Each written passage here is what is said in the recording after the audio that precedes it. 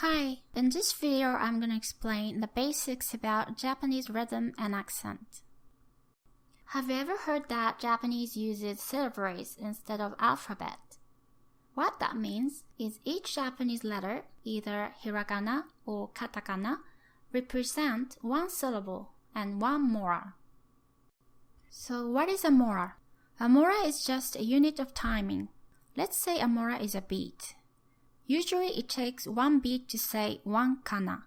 So if you want to say banana, which is written with 3 kanas, it takes 3 beats. Banana. A kana with a Y glide, which means a kana followed by either small ya or yu or yo, is considered to be one mora as well. For example, kya, kyu, kyo. They also take one beat just like other letters. So you don't pronounce them with 2 beats, as in kiya, kiyu, or kiyo. You say it in one beat. Kya, kyu, kyo. Another thing to note is that the long vowels take 2 beats. In Japanese, long vowels are written in 2 ways. In case of hiragana, you just add another vowel in the same column right after the kana you want to extend. So if you want to extend the vowel sound of the letter ka, you add a right after it, because ka is in a column. So it's written as ka'a, but read as ka. So when you hear the sound ka, you may wonder why this is counted as 2 beats in Japanese, or considered to be 2 moras. But when you see it written this way with 2 letters, I think it makes more sense, since each Japanese kana is given 1 beat. In case of katakana, the prolonged vowel is written with a hyphen-like symbol. Just like any letters, this hyphen-like symbol is also counted as 1 beat, or 1 mora. And lastly, the uvernasal is also counted as 1 proper mora, so it takes 1 beat to pronounce it. Let's take an example from the word Tarzan. So Tarzan in English has 2 syllables, and the stress is given to the first syllable.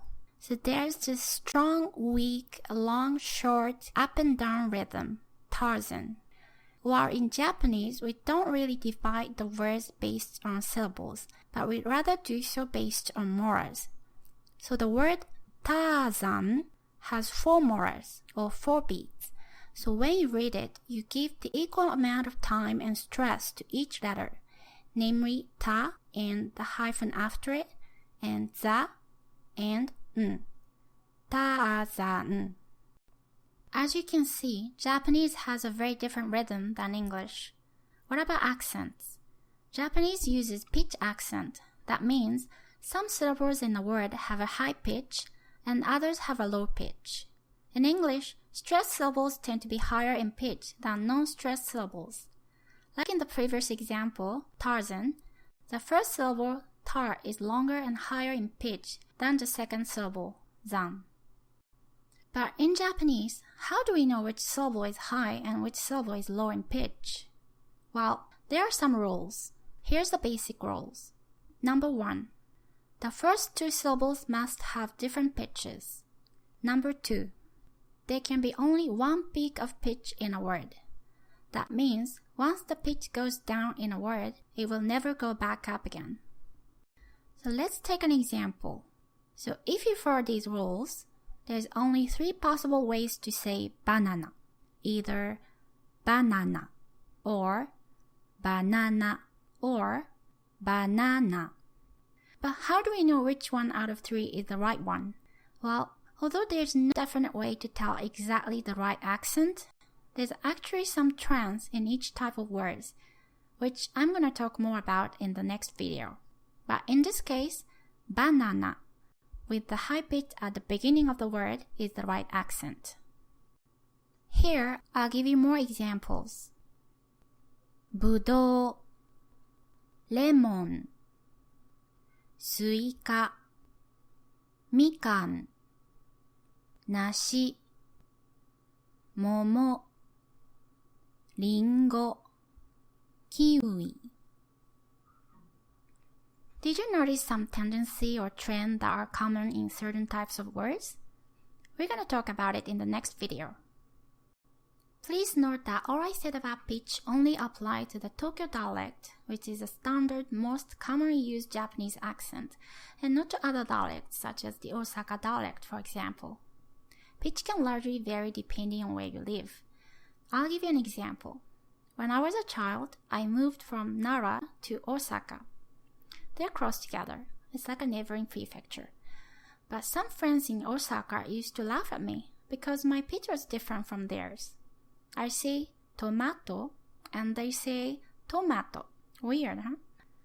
So my point is, don't get hung up on the pitch because it can be pretty tough, even for native speakers, especially those who live in rural areas. And even if you mess up your pitch, don't worry, people will understand you from the context. If you say 雨が降りそう instead of 雨が降りそう, no one will think that the candy is gonna fall from the sky.